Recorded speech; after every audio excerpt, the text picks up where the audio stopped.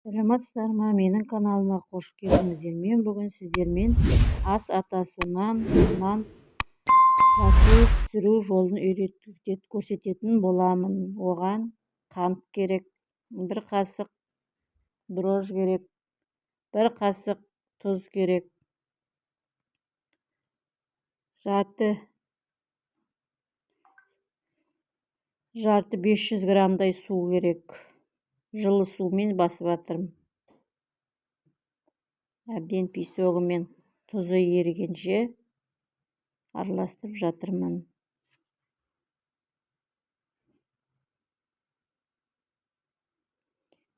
Ұнымызды осыны құйып нан басатын боламын.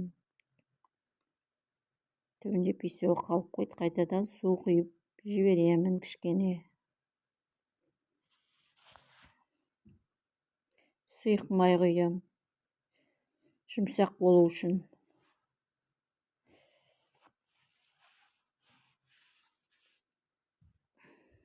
Кішкене сүт қостым.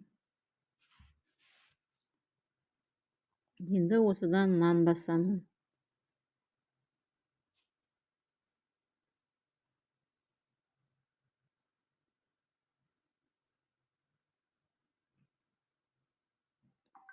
Нанымызды 20 минуттай қойып қойдым көтерілгенше. Көтерілді. Енді формамызды майлап, осыны саламын.